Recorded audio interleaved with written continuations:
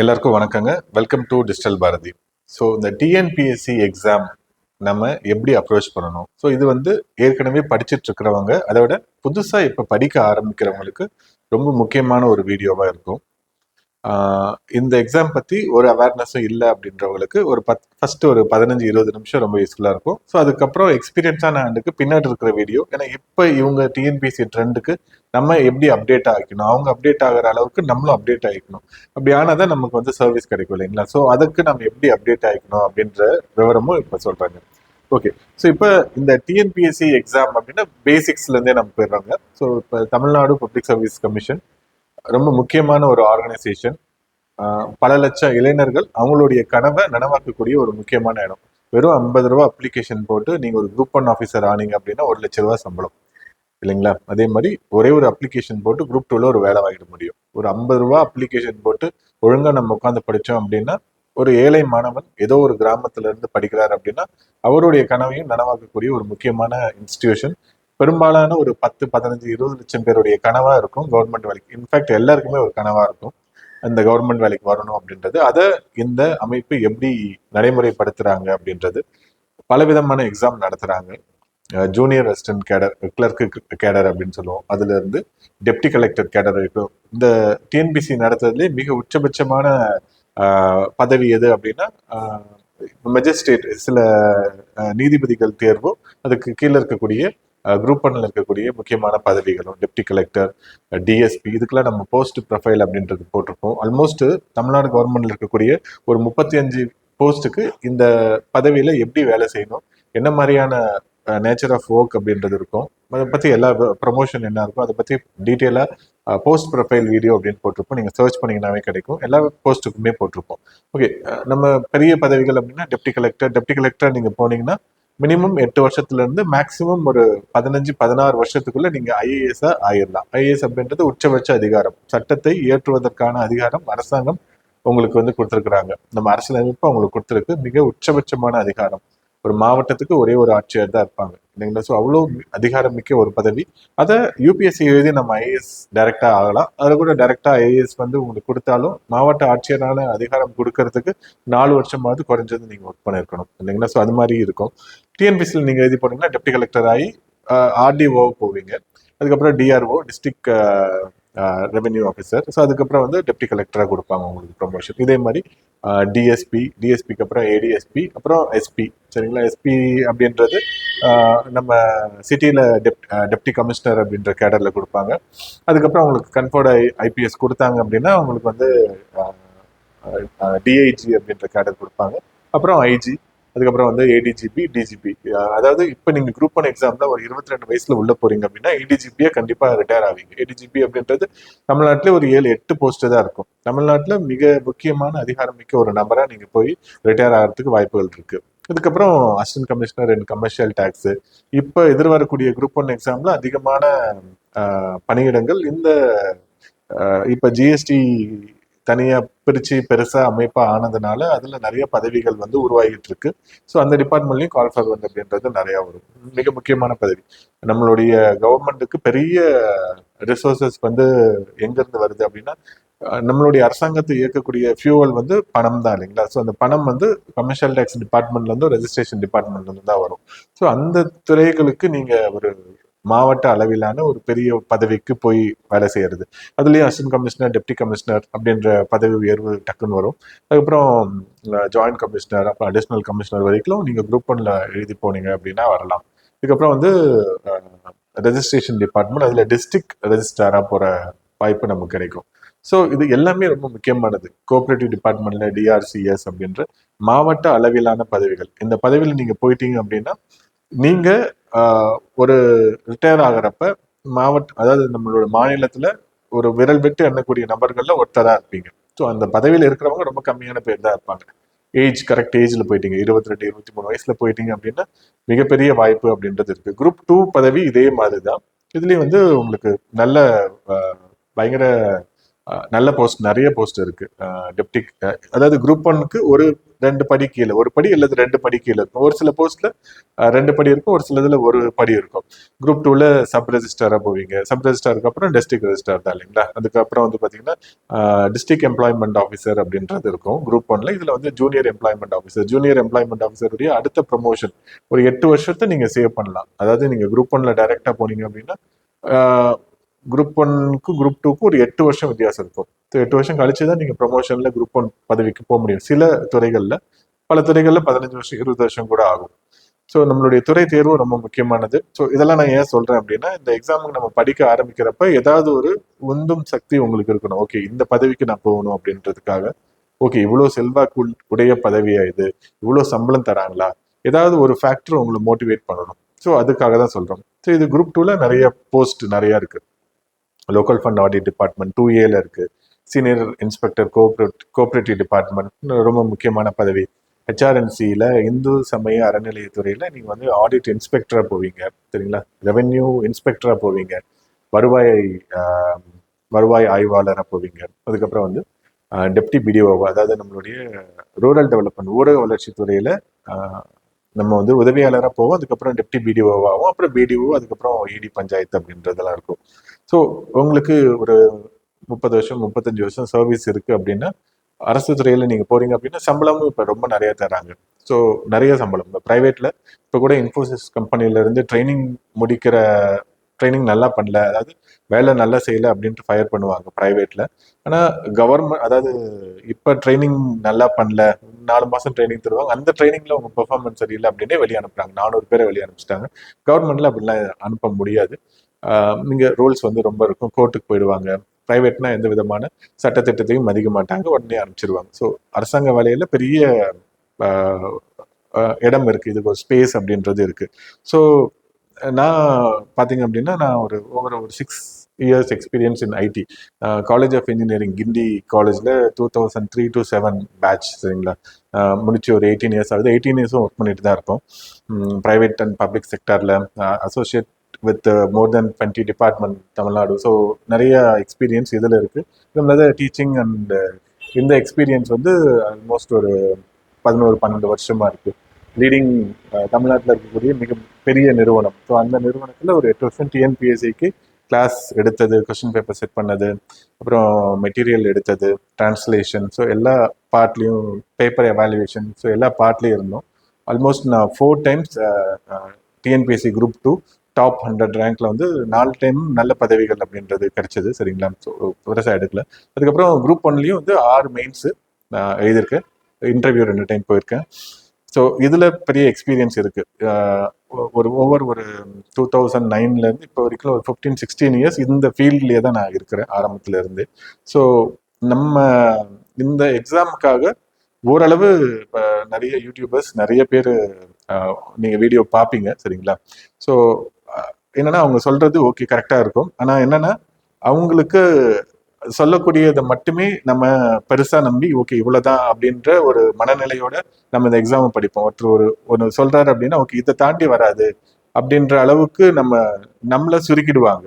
So அப்போ என்ன ஆயிடும், எக்ஸாம்ல கேட்கறது வேற இருக்கும், இவங்க சொல்லி கொடுத்தது வேற இருக்கும். ஸோ அப்போ இந்த டிஃப்ரென்ஸ்னால நம்ம இந்த எக்ஸாமை கிளியர் பண்ணாம போயிடுவோம். ஸோ உங்களுடைய மென்டாரை கரெக்டாக நீங்கள் எடுத்துட்டீங்க அப்படின்னாவே போதும், ரொம்ப ஈஸியாக நம்மளால பாஸ் பண்ண முடியும். ஓகே, ஸோ இந்த எக்ஸாமை நம்ம வந்து எப்படி நல்ல போஸ்ட் குரூப் 1, குரூப் 2, குரூப் 4 அப்படின்றது ஜூனியர் அசிஸ்டன்ட் கேடர்ல நம்ம கிளர்க் லெவல்ல சேருவோம். அதுக்கு அடுத்து ப்ரமோஷன் அப்படின்றது வரும். நீங்க ஜூனியர் அசிஸ்டண்டா ரெவன்யூ டிபார்ட்மெண்ட்ல போறீங்க அப்படின்னா கண்டிப்பா ஆர்டிஓ டெப்டி கலெக்டர் ரிட்டையர் ஆயிடலாம்.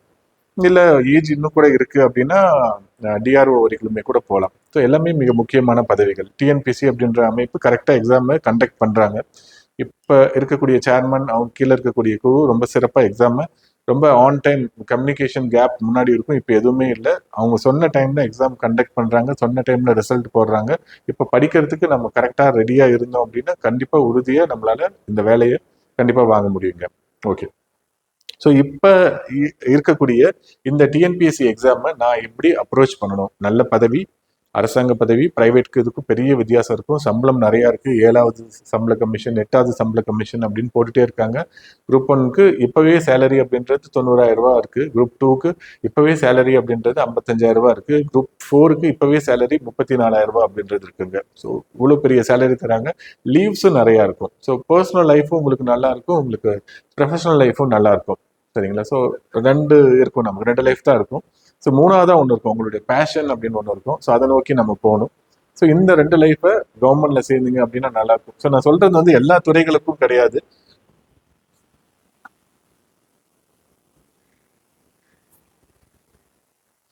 ஓகே, ஸோ எல்லா துறைகளுக்கும் கிடையாது. ரொம்ப ஃப்ரீயா இருக்குமா, லீவ் கிடைக்குமா அப்படின்றது ஒரு சில துறைகள்ல ரொம்ப சனிக்கிழமை ஞாயிற்றுக்கிழமை நீங்க வேலை செய்யற மாதிரி இருக்கும். ஆனா மற்ற எல்லா துறைகள்லையும் உங்களுக்கு வந்து அந்த 5 நாள் காலையில 10 மணில இருந்து 5:45 வரைக்கும் தான் ஆஃபீஸ் இருக்கும்.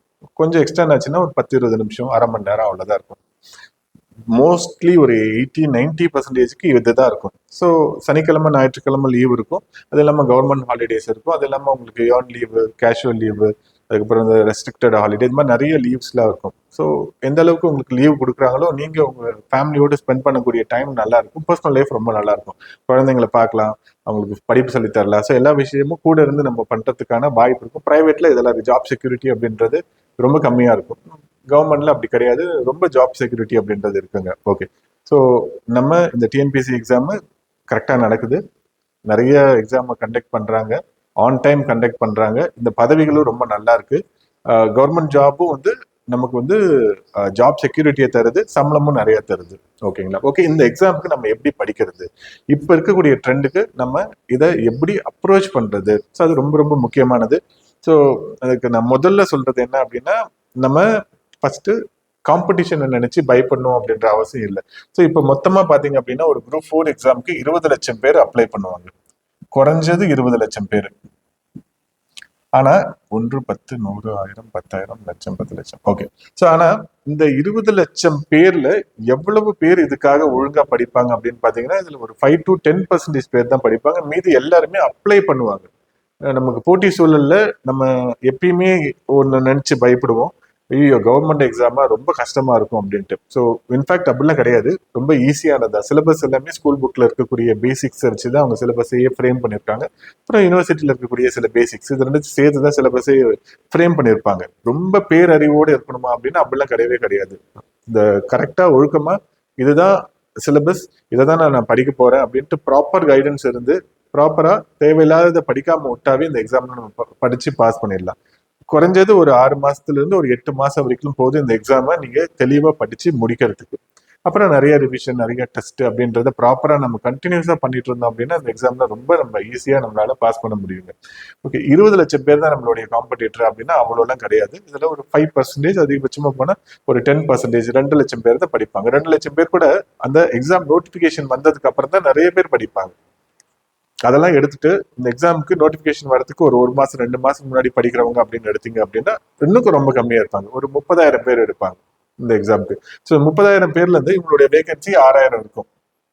ஸோ இப்போ என்னன்னா உங்க காம்படிட்டர் வந்து 5 பேர்ல ஒருத்தர். நீங்க ஒழுங்கா படிக்கிறீங்க அப்படின்னா ஒரு 5 பேருள்ள ஒருத்தரா தான் நீங்க காம்படிட்டரா இருப்பீங்க. உங்களோட கம்பீட் பண்றவங்க 5 பேர் தான், நீங்க 6வது ஆளா இருப்பீங்க. ஸோ அதுல ஒருத்தருக்கு வேலை கிடைக்குதா கிடைக்கலையா அப்படின்றதுதான் முக்கியம். ஸோ இது ரொம்ப பேசிக்கா இந்த எக்ஸாம், காம்படிட்டிவ் எக்ஸாம் உள்ள வர எல்லாருமே பயந்துக்கக்கூடிய மிக முக்கியமானது. ரெண்டாவது, எப்ப நம்மளுடைய காம்படிட்டரை பத்தி யோசிக்கணும், எப்ப நினைக்கணும் அப்படின்னா நீங்க அதற்கான அடிப்படையான வேலைகளை கொஞ்சமாவது செஞ்சிருக்கணும். சரிங்களா? இப்ப சினிமாவில் நான் நடிக்க போறேன் அப்படின்னா இப்பவே கமல் என்னோட காம்படிட்டர் அப்படின்னு நம்மளால நினைக்க முடியாது இல்லைங்களா? ஏன் அப்படின்னா நான் ஃபர்ஸ்ட் நடிப்புனா என்ன அப்படின்றத ஃபர்ஸ்ட் பார்த்து ஓரளவு தெரிஞ்சு அப்புறம் அதற்கான பயிற்சியை நான் மேற்கொண்டு ஒரு பேசிக்கா எனக்கு இதெல்லாம் வருது வரல அப்படின்றத நம்ம தெரிஞ்சுக்கணும். அதுக்கப்புறம் தான் காம்படிட்டரை பத்தி யோசிக்கணும். நீங்க இந்த எக்ஸாமுக்கு உள்ள வரீங்க அப்படின்னா உள்ள வந்த உடனே எல்லாருமே உங்களுக்கு காம்படிட்டர் தான். ஆனா நீங்க கொஞ்சம் பேசிக்ஸா கொஞ்சம் படிக்கிறீங்க. இப்ப ஸ்கூல் புக்ல இருக்கிறத நீங்க ஃபர்ஸ்ட் படிக்கிறீங்க. அதுக்கப்புறம் மார்க்கெட்ல இருக்கக்கூடிய சில புக்ஸ் எடுத்து நீங்க படிக்கிறீங்க. படிச்சு முடிச்சுட்டு நீங்க பாக்குறப்ப உங்களை சுத்தி இருக்கக்கூடிய போட்டியாளர்களோட எண்ணிக்கை ரொம்ப கம்மியா இருக்கும். போட்டியை பத்தி நம்ம நினைக்கணும் அப்படின்னா அதற்கு தகுதியானவர்களா நம்ம மாறணும். இந்த போட்டியே உங்களை தகுதி இருக்கா இல்லையா அப்படின்றத தீர்மானிக்கும். ஸோ ஃபர்ஸ்ட் இந்த எக்ஸாமுக்கு நம்ம குறைஞ்சது கொஞ்சமாவது நம்ம படிச்சுட்டு அப்புறம் போட்டியை பத்தி யோசிக்கிறோம். இது இந்த போட்டி தேர்வுன்னு இல்லை, எதுக்கா இருந்தாலும் இதுதான் ரொம்ப அடிப்படையான விதி. ஸோ இதை நம்ம ஃபாலோ பண்ணாவே போதும், இந்த எக்ஸாம் ஓகே நம்மளால பண்ண முடியும் அப்படின்ற ஒரு நம்பிக்கை நமக்கு வருங்க ஃபர்ஸ்ட். ஸோ ரெண்டாவது, இந்த எக்ஸாமுக்கு எல்லாமே அடிப்படை அப்படின்றது நம்மளுடைய பள்ளி பாட புத்தகம் தான், அடிப்படை மட்டும்தான். இதுக்கு மேல இது ஃபவுண்டேஷன் மட்டும்தான். அதுக்கு மேல பல மாடி கட்டிடங்கள் டிஎன்பிசி கட்டிட்டு போயிட்டே இருக்காங்க. அதுக்கு நம்ம அப்ரோச் பண்ணோம் அப்படின்னா பேசிக்கா இருக்கக்கூடிய ஸ்கூல் புக்கை நல்லா நம்ம படிக்கணும். ஸ்கூல்ல நம்ம ஏற்கனவே படிச்சது தான், நீங்க படிச்சு அப்டேட் கூட சிலது பண்ணியிருப்பாங்க. ஆனா ஹிஸ்டரி எதுவும் அப்டேட் பண்ண முடியாது இல்லைங்களா, இந்தியன் பாலிட்டி எதுவும் அப்டேட் பண்ண முடியாது, இந்தியன் எக்கானமி எதுவும் பெருசா அப்டேட். ஸோ நீங்க படிச்சதே தான் இருக்கும், கொஞ்சம் கொஞ்சம் மாறுதல்கள் அப்படின்றத பண்ணியிருப்பாங்க. கரண்ட் அஃபேர்ஸ் கரண்ட் இஷ்யூஸ் கொஞ்சமா சேர்த்திருப்பாங்க. சேர்த்ததுக்கு அப்புறமா வரக்கூடியதை நம்ம படிச்சிடலாம், ரொம்ப பெரிய கஷ்டமானது கிடையாது. ஸோ ரெண்டு விஷயம் இருக்கும், உங்களுக்கு ஏஜ் ரொம்ப கம்மியா இருந்தது அப்படின்னா உங்களுக்கு இந்த கிராஸ்பிங் பவர் ரொம்ப நிறைய இருக்கும், ஈஸியா உங்களால படிக்க முடியும். ஏஜ் அதிகமாக ஆக ஆக உங்களால இந்த கிராஸ்பிங் பவர் அப்படின்றது கம்மியாகும். ஸோ நான் பொதுவாக சொல்றேன், ஒரு சிலர் இதுல எக்ஸெப்ஷன் இருப்பீங்க, இல்லை எனக்கு 45 வயசு என்னால ஈஸியா புரிஞ்சுக்க முடியும் அப்படின்றது. இதே ரெண்டாவது ஒரு விஷயம் இருக்கும், என்னன்னா பொறுப்புணர்வு அப்படின்னு இருக்கும். ஏஜ் கம்மியா இருக்கிறப்ப இந்த பொறுப்புணர்வு இருக்காது, ஏஜ் அதிகமாகிறப்ப இந்த பொறுப்புணர்வு நமக்கு வந்து நிறைய இருக்கும். இந்த ரெண்டு பேலன்ஸ் பண்றவங்க தான் சர்வீஸ் வாங்குவாங்க. சின்ன வயசு என்னால ஈஸியா படிச்சதை புரிஞ்சுக்க முடியுது, நான் ரொம்ப பொறுப்பாகவும் இருக்கேன், ஏன்னா அவருக்கு அந்த பதவியோட இந்த வேலையுடைய தேவை, இது நம்மளுடைய பொருளாதாரத்தை எப்படி பூர்த்தி செய்யும் அப்படின்றது, நம்மளுடைய சமூக அந்தஸ்தை எப்படி கொண்டு வரும் அப்படின்றத ஏஜ் கம்மியா 22 23 வயசு ஆளால இதை உங்களால வந்து ஒரு மெட்டீரியலைஸ் பண்ணி பார்க்க முடியாது, இதுதான் அப்படின்ட்டு யூகிச்சு பார்க்க முடியாது. சிலர் ரொம்ப யங் ஏஜ்லேயே மெச்சூர்டா இருப்பாங்க. ஸோ நான் ஜென்ரலைஸ்டா சொல்றேன் நான். ஸோ அப்படின்னு இருக்கிறப்ப என்ன ஆயிடும் அப்படின்னா உங்களுக்கு ஓகே நம்மளால இது இந்த தொலைவுக்கு போக முடியும், நம்ம இன்னும் நல்லா படிக்கணும் அப்படின்ற ஒரு எண்ணம் இருந்துச்சு அப்படின்னா சின்ன வயசுலயே ரொம்ப பொறுப்புணர்வோடய இருந்தீங்க அப்படின்னா ரொம்ப ஈஸியா சர்வீஸ் வாங்கலாம். இல்லை எனக்கு ஏஜ் அதிகமாகுது அப்படின்னா பொறுப்புணர்வு நிறைய இருக்கும். ஸோ இந்த ரெண்டு ஃபேக்டரும் உங்களுக்கு என்ன பண்ணும், இந்த எக்ஸாம்ல நம்மளை வெளியே போக விடாம தள்ளும். நிறைய பேர் அடிக்கடி பண்ணக்கூடிய முக்கியமான தவறு என்ன அப்படின்னா, எப்பயுமே இந்த நோட்டிபிகேஷன் வந்தா படிக்க ஆரம்பிப்பாங்க, அடுத்து அவங்களுடைய அன்றாட வேலையில மூழ்கிடுவாங்க. இந்த எக்ஸாமுக்குன்னு ஒரு மரியாதையை நம்ம கொடுத்தோம் அப்படின்னா அந்த எக்ஸாம் கண்டிப்பா நமக்கு ஒரு வேலையை கொடுக்கும். ஸோ என்ன பண்ணணும் அப்படின்னா, இனிஷியலா ஸ்கூல் புக்ல நல்ல தரவா கவர் பண்ணுங்க. ஸ்கூல் புக்ல இருக்கக்கூடிய முக்கியமான பாயிண்ட்ஸை நீங்க ஹிண்ட்ஸா நோட்ஸ் எடுங்க. ஃபர்ஸ்ட் ஸ்கூல் புக் படிக்கணும், அதுக்கப்புறம் அதுக்கான நோட்ஸை நம்ம ரெடி பண்ணணும். நோட்ஸை ரெடி பண்ணதுக்கு அப்புறமா அது சம்பந்தப்பட்ட நிறைய எம்சிக்யூஸ் சால்வ் பண்ணி, அப்ஜெக்டிவ் டைப் ஆஃப் கொஸ்டின்ஸ் நிறைய சால்வ் பண்ணி பார்க்கணும். அப்படி சால்வ் பண்ணி பார்க்குறப்ப நீங்க எடுத்த நோட்ஸ் தரமா எடுத்திருக்கீங்களா இல்லையா அப்படின்றது அந்த கொஸ்டின் பேப்பர் சொல்லிடும். அந்த கொஸ்டின் பேப்பர்ல உங்களால ஒரு 10 கேள்விக்கு 5 கேள்வி தான் ஆன்சர் பண்ண முடியுது அப்படின்னா மீதி 5 கேள்வியில் இருக்கக்கூடிய ஃபேக்ட் உங்களுக்கு தெரியல. அப்ப அந்த 5 ஃபேக்டை உங்க நோட்ஸ்ல திருப்பி ஆட் பண்ணிக்கோங்க. அப்ப நோட்ஸ் ஓரளவாவது லெவல் 1ல இருந்து லெவல் 2 போயிடுச்சு, என்ரிச் ஆயிடுச்சு, கொஞ்சம் மேம்படுத்தப்பட்ட ஒரு குறிப்பா மாறிடுச்சு. இது மாதிரி அந்த நோட்ஸை நம்ம மேம்படுத்திட்டு போயிட்டே இருக்கிறப்ப என்ன ஆயிடும், ஃபர்ஸ்ட் ஸ்கூல் புக்கு, அதுக்கப்புறம் நமக்கு ரெஃபரன்ஸ் புக் அப்படின்னு நிறைய புக் இருக்கும். லக்ஷ்மிகாந்த் புக்கு பாலிட்டிக்கு, சரிங்களா, வெங்கடேசன் புக்கு ஹிஸ்ட்ரிக்கு. இந்த புக்கு நம்ம படிக்கிறப்ப இன்னும் கூடுதலான பாயிண்ட்ஸ் இருக்கும், உங்களோட நோட்ஸ்ல திருப்பி ஆட் பண்ணிக்கோங்க. இந்த நோட்ஸ் தான் நம்மளுடைய பைபிள். நம்ம நோட்ஸை தான் திரும்ப திரும்ப படிக்க போறீங்க. இதை நீங்க படிச்சீங்க அப்படின்னா உங்களுக்கு ஒரு ஃபுல்ஃபில்னஸ் அப்படின்றது வந்துடும், ஒரு நிறைவு அப்படின்றது வந்துடும். நம்ம சாப்பிட்றோம், ஒரு ஃபுல் மீல் சாப்பிட்டதுக்கு அப்புறம் ஒரு நிறைவு தன்மை வந்தது இல்லைங்களா. ஆனா அது மாதிரி படிப்பு கிடையவே கிடையாது. படிச்சா இன்னும் எவ்வளவு வேணா படிக்கலாம். இந்த எக்ஸாம்ல நம்ம பார்த்துட்டு இருப்போம், காலையில வரக்கூடிய பேப்பரை கூட படிச்சுட்டு போவாங்க, இதுல இருந்து கூட கேள்வி அப்படின்ற இதெல்லாம் இப்ப கூட நடந்துட்டு இருக்கு. நான் 15 வருஷமா பார்த்துட்டு இருக்காங்க. பேப்பர் படிச்சுட்டு இதுல இருந்து கொஸ்டின் வரும் அப்படின்ட்டு அந்த பேப்பரை ஆரம்பத்துல இருந்து கடைசி வரைக்கும் 1 மணி நேரம் வந்து படிச்சுட்டு இருப்பாங்க. அதனால ஒரு புண்ணியமும் கிடையாது, அதுவும் அன்னைக்கு காலில் பேப்பரு. ஸோ இது மாதிரி நம்ம டிவியேட் ஆகாம இருக்கணும். ஸோ நம்மளோட நோட்ஸை ரொம்ப தரமா எடுத்துட்டோம் அப்படின்னா அந்த நோட்ஸை திரும்ப திரும்ப படிச்சாவே போதும் நமக்கு. ஓகே, இப்போ இந்தியன் பாலிட்டி நான் ஸ்கூல் புக்ல இருக்கிறத எடுத்தேன், லக்ஷ்மிகாந்த் புக்ல இருக்கிறத எடுத்தேன், இதுதான் என்னோட ஃபைனல் நோட்ஸ். இந்த நோட்ஸை நான் நல்லா படிச்சுட்டேன், நிறைய கொஸ்டின் அட்டன் பண்ணி பார்த்துட்டேன், இந்த கொஸ்டின்ல இல்லாத பாயிண்ட்ஸ் எல்லாத்தையும் என் நோட்ஸா திருப்பி எடுத்து வச்சுட்டேன்.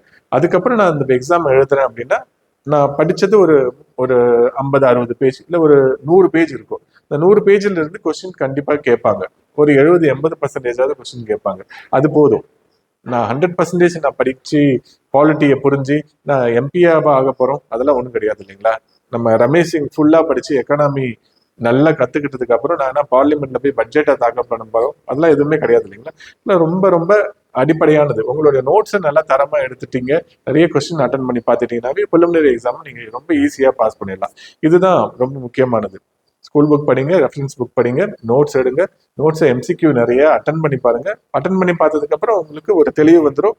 அந்த தெளிவோட எக்ஸாம் எழுதுனீங்க அப்படின்னா ரொம்ப ஈஸியா நம்மளால இந்த எக்ஸாமை பாஸ் பண்ண முடியுங்க. ஸோ இதை யாருமே பண்ண மாட்டேங்கிறீங்க. எல்லாருமே என்ன பண்றோம் அப்படின்னா, யாராவது ஒருத்தவங்க இது மாதிரி யூடியூப் வீடியோ போட்டிருப்பாங்க, அந்த வீடியோவை பார்த்து அந்த வீடியோ எடுக்கிறவருக்கு எல்லாமே தெரியுமானா எல்லாமே தெரியாது. அவர் ஒரு குரூப் 4 எக்ஸாம் கூட பாஸ் பண்ணியிருக்க மாட்டாரு, இல்லைன்னா குரூப் 4 எக்ஸாம் மட்டும் பாஸ் பண்ணியிருப்பாரு. அவர் வந்து ஒரு டாபிக் எடுப்பாரு, அந்த டாபிக்ல அவர் சொல்லி கொடுத்ததை நீங்க படிச்சுட்டு ஓகே நமக்கு அவர் எல்லாத்தையுமே நமக்கு சொல்லி கொடுத்துட்டாரு அப்படின்ட்டு அந்த விஷயத்த மட்டுமே உங்களுக்கு நிறைவு அடைஞ்சு இதுவே எனக்கு போதும், நான் அடுத்தடுத்த வீடியோ பார்க்குறேன், அடுத்தடுத்தது கத்துக்கிறேன் அப்படின்ட்டு ஒன்லி வீடியோ மட்டும் பார்த்து கத்துக்கிறதுனால ஒரு விதத்துலயும் ₹1 புண்ணியமே கிடையாது. வீடியோஸ் யூஸ்ஃபுல் தான். எப்ப அப்படின்னா நீங்க பேசிக்கா ஸ்கூல் புக்கோ இல்ல மற்ற புக்கோ படிச்சு உங்களுக்கு தெரிஞ்சு சில டவுட்ஸ் வரும், அதை நம்ம பார்த்துக்கலாம். இப்போ கான்செப்டுவலா ரொம்ப புதுசா இருக்கும். இப்போ பிசிக்கல் டெபிசிட் பத்தி உங்களுக்கு ஸ்கூல் புக்ல படிச்சீங்க அப்படின்னா புரியல, இல்ல ஸ்டாண்டர்ட் புக்ல போய் படிக்கிறப்ப புரியல, நிதி பற்றாக்குறைனா என்ன அப்படின்னு, பட்ஜெட் பற்றாக்குறைனா என்ன அப்படின்ற வித்தியாசம் தெரியல, அப்புறம் வந்து பாத்தீங்கன்னா ரிவர்ஸ் ரெப்போ ரேட்னா என்ன புரியல, அதுக்கு நம்ம வீடியோ ரெஃபர் பண்ணலாம். நிதி ஆயோக் பத்தி எனக்கு புரியல அப்படின்னா அதுக்கு நம்ம பார்க்கலாம். ரொம்ப பேசிக்கா யாரோ ஒருத்தவங்க நமக்கு ஃபீட் பண்ணுவாங்க, நம்ம நம்மளுடைய மூளையை கழட்டி எங்கேயோ வச்சிடலாம். அவங்க சொல்றத மட்டும் மூளையை எடுத்துக்கிட்டு அதை நான் எக்ஸாம்ல போய் அப்ளை பண்ணி பார்ப்பேன், நான் ஃபெயில் ஆயிடுவேன் அப்படின்றது தான் இப்ப எப்பயுமே நடக்குது. ஸோ இந்த பார்க்கும் சமூகமா இருக்கிறோம் நாம, அதனால நிறைய பேருக்கு நலன், அதாவது வேலை வாங்குறதுக்குலாம் நலன். அப்பா இவங்க எல்லாருமே இந்த வீடியோ பார்க்குற வேலையில் இருக்காங்க, நம்ம தான் ஒழுங்கா உட்காந்து புக் படிச்சுட்டு இருக்கோம், அவங்களுக்கு கிடைக்கிறதுக்கான வாய்ப்புகளும் நிறைய இருக்கு. ஸோ உங்களுடைய வேலையை நீங்க தான் செய்யணும். இப்போ ஒரு இன்ஸ்டியூட்டோ இல்லை ஒரு யூடியூபோ உங்களுக்கு 100% ஃபீட் பண்ணவே முடியாது. ஸோ தொடர் பயிற்சி நீங்க எடுத்துக்கிட்டா மட்டும்தான் உங்களால இந்த எக்ஸாம்ல ஜெயிக்க முடியும். ஸோ இது ரொம்ப ரொம்ப முக்கியமானது. இதை நம்ம புரிஞ்சுட்டாவே போதும், இந்த எக்ஸாம்ல நான் 5 வருஷமா படிச்சு வேலை கிடைக்கல அப்படின்றது சொல்றதை நம்ம கண்டிப்பா விட்டுருவாங்க. இன்னொருத்தங்க யாரும் உங்களுக்காக வந்து உங்களுடைய வேலையை செய்ய மாட்டாங்க. நீங்க மட்டும்தான் படிக்கணும், நீங்க மட்டும்தான் ஒரு நாளைக்கு 7 மணி நேரம் 8 மணி நேரம் அப்படின்றத கண்டினியூஸா படிச்சு நல்ல நோட்ஸா எடுத்து, இது ரொம்ப இந்த ப்ராசஸ் அப்படின்றது ரொம்ப சிம்பிள். ஆரம்பத்துல ரொம்ப கஷ்டமா இருக்கும், ஃபர்ஸ்ட் போடுறது ரொம்ப கஷ்டமா இருக்கும். ஆனா அதுக்கப்புறம் நம்ம நிறைய பாடல்கள் கவிதைகள்லாம் கூட எழுதிட்டு இருப்போம் இல்லைங்களா. ஸோ இது மாதிரி இனிஷியல் ஸ்ட்ரகிள்ஸை யார் கடந்து வராங்களோ அவங்க கண்டிப்பா வேலை வாங்கிடுவாங்க, நல்ல வேலை, டெப்டி கலெக்டராகவே ஆயிடுவாங்க. இதை கடந்து வர்றதுக்கு தான் நிறைய பேருக்கு கரை தெரியாம நம்ம இன்னும் அந்த கடலையே கடந்து அலைஞ்சிட்டு இருக்கிறோம், என்ன பண்ணணும் ஏது பண்ணணும் அப்படின்னு தெரியாம. நமக்குள்ளரே நமக்கு ஒரு பெருமிதம்லாம் வந்துருது, ஓகே நம்ம எல்லாமே படிச்சிட்டோம், எல்லாமே நமக்கு தெரிஞ்சிருச்சு அப்படின்ட்டு. ஆனா நம்ம அந்த போட்டியில அந்த சந்தையில நம்ம போறப்ப நம்ம பெருசா விலைய போக மாட்டேங்கிறோம். என்னன்னா நம்ம ரொம்ப ஈஸியா செல்ஃப் சாட்டிஸ்ஃபை ஆயிரும். ஓகே சுயமா நம்ம ஓகே நல்லா பண்றோம் அப்படின்ற ஒரு நினப்பு வந்து, அந்த நினப்பை ஏற்படுத்துறது உங்களுக்கு சுற்றி இருக்கக்கூடிய சூழலா இருக்கலாம். ரொம்ப காம்படிட்டிவான இடத்துல நான் அது மாதிரி உடனே ஆக மாட்டேன். ஐயோ என்னோட அவர் நிறைய மார்க் எடுக்கிறாரு, என்னோட இவங்க இன்னும் நிறைய மார்க் எடுக்கிறாங்க, அந்த போட்டிக்கு நான் போகணும், அதுக்கு நான் படிக்கணும் அப்படின்ற ஒரு போட்டி உணர்வு தான் இந்த மாதிரி பயிற்சி நிறுவனங்கள் எல்லாமே தராங்க. இந்த போட்டி சூழல் அவங்க ப்ராப்பரா ஆரம்பத்துல இருந்து கடைசி வரைக்கும் உங்களை கைட் பண்ணுவாங்க. இதுதான் டெஸ்ட் ஷெடியூல், இந்த கிளாஸஸ் எடுப்போம், இந்த கிளாஸ் முடிஞ்சதுக்கு அப்புறம் நோட்ஸ் தருவோம், நோட்ஸ் நீங்க படிக்கணும், அதுக்கப்புறம் ஒரு டெஸ்ட் எழுதணும். இந்த ப்ராசஸை ஒரு இன்ஸ்டியூட் அப்படின்றது பண்ணுது. நீங்க பொறுப்புணர்வோட இருந்தீங்க அப்படின்னா எந்த இன்ஸ்டியூட்டும் தேவையில்லை, வீட்டில் அழகா உட்காந்து நீங்களே படிச்சு கூட எக்ஸாம் எல்லாத்தையுமே எழுதி பாஸ் பண்ணிடலாம். மெயின்ஸ் எக்ஸாம் எழுதுறப்பதான் கொஞ்சம் மாட்டிப்போம். இந்த குரூப் 2 குரூப் 1 ரிட்டன் எக்ஸாம் எழுதுறப்ப கண்டிப்பா ஒரு கைடு அப்படின்றது உங்களுக்கு கண்டிப்பா உறுதியா தேவைப்படும். மற்றபடி எல்லாமே அப்ஜெக்டிவ் டைப் ஆஃப் கொஸ்டின் அப்படின்றப்ப நீங்களாவே இப்ப இருக்கக்கூடிய நம்மளுடைய பிடிஎஃப்ஸ், நம்மளுடைய வலைதளத்திலையும் நம்மளுடைய வாட்ஸ்அப்லையும் டெலகிராம்லையும் உலவக்கூடிய பிடிஎஃப் வச்சு நீங்க படிக்க ஆரம்பிச்சிங்க அப்படின்னா கண்டிப்பா ஐஏஎஸ் கிளியர் பண்ணிடலாம். அந்த அளவுக்கான கண்டென்ட் நிறைய இருக்கு. ஏன்னா என்னன்னா எதை எடுக்கணும் எதை விடணும் அப்படின்றது தெரியல நமக்கு. இது முக்கியம் அப்படின்ட்டு ஒன்றுத்துக்கும் உதவாத ஒரு விஷயத்த நம்ம திரும்ப திரும்ப படிச்சுட்டு இருப்போம், அதுல இருந்து கேள்விகள் கேட்கவே மாட்டாங்க. ஸோ இந்த விஷயத்த நம்ம கண்டிப்பா தவிர்க்கணும். அளவுக்கு மிஞ்சியதா இருக்கு நம்மளை சுத்தி இருக்க எல்லாத்தையுமே, அதுல எதை நம்ம எடுக்கணும் அப்படின்றது தெரியல. ஸோ அதனாலேயே நிறைய பேர் வந்து திணறாங்க. நல்ல எக்ஸ்பீரியன்ஸான ஆளுங்க கூட ஏதாவது ஒன்றுத்துக்கு உதவாத ஒரு மெட்டீரியலை திரும்ப திரும்ப படிச்சுட்டு இருக்காங்க. ஸோ எதை படிக்கணும் அப்படின்றது ரொம்ப முக்கியம். அதை விட ரொம்ப முக்கியம் எதை படிக்க கூடாது அப்படின்றது, சரிங்களா. ஸோ நம்மளை சுத்தி நிறைய குப்பைகள் இருக்கு, அதுல நிறைய வைரங்களும் இருக்கு. நம்ம வைரத்தை மட்டும் சேகரிச்சிட்டோம் அப்படின்னா கண்டிப்பா உங்களுக்கு ஒரு பெரிய இடம் அப்படின்றது இருக்கு. பெரிய இடம்னா ஒரு நல்ல வேலை அப்படின்றது இருக்குங்க. ஓகேங்களா.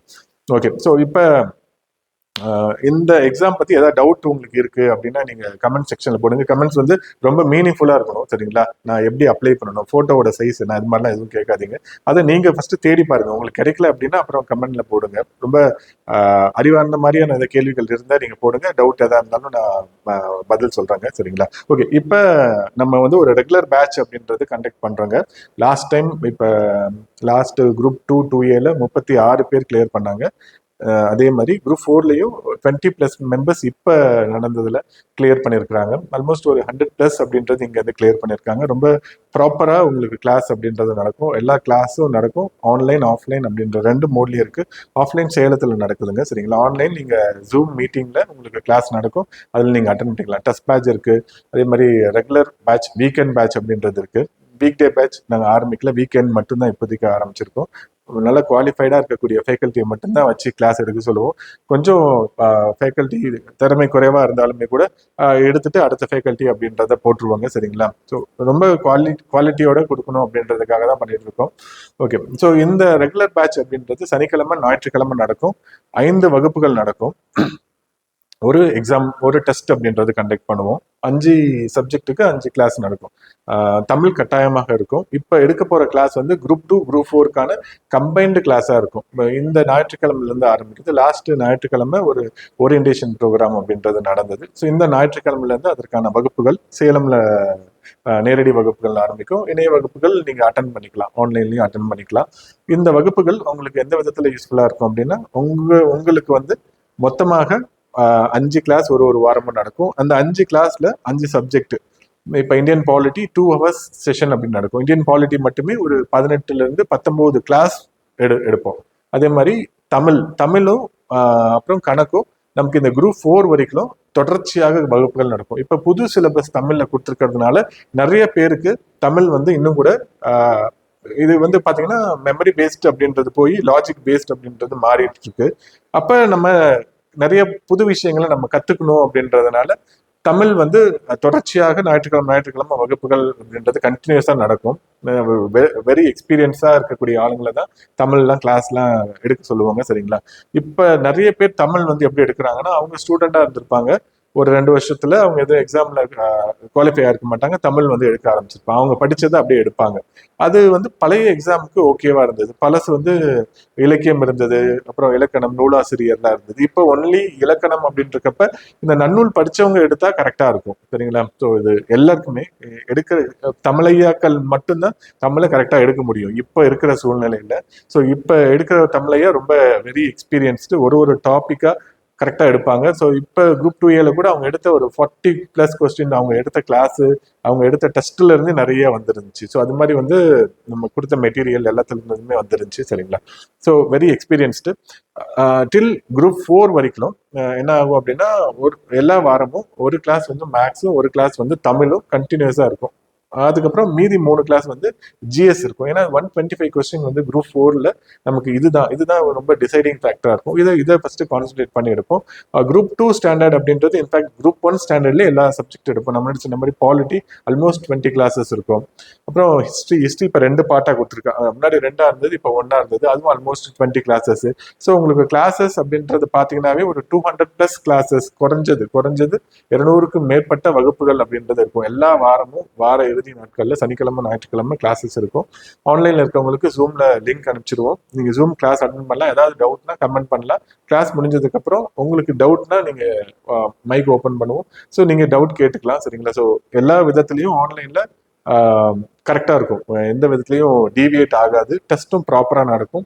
ஆன்லைன் டெஸ்ட்டும் நடக்கும், ஆஃப்லைன் டெஸ்ட் நடக்கும், பிடிஎஃப் டெஸ்ட்டும் நடக்கும். டெஸ்ட் தான் ரொம்ப முக்கியமானது. டெஸ்ட் தான் எம்சிக்யூ நிறைய நீங்க சால்வ் பண்றீங்க அப்படின்னாவே பிலிமினரி எக்ஸாம் பாஸ் பண்ணிடலாம். ஸோ அதுவும் பயங்கர ப்ராப்பரா நடக்கும். ஹோலிஸ்டிக்கா இந்த செஷன் அப்படின்றத கொண்டு போவோம். இந்த அடுத்த இப்ப பிப்ரவரியில ஆரம்பிக்கிறது செப்டம்பர் வரைக்குமே இருக்கும். கிட்டத்தட்ட ஒரு 6-7 மாசத்துக்கு தொடர்ந்து பயிற்சி அப்படின்ட்டு இருக்கும். இந்த 6 மாசம் நீங்க பயிற்சி எடுத்துக்கிட்டீங்க அப்படின்னா, ஏற்கனவே படிச்சவங்களா இருந்தாலும் சரி, படிக்காம இருக்கிறவங்களாலும் சரி, கண்டிப்பா அடுத்து வரக்கூடிய எக்ஸாம் ரொம்ப ஈஸியா நம்மளால கிளியர் பண்ண முடியுங்க. நன்றிங்க.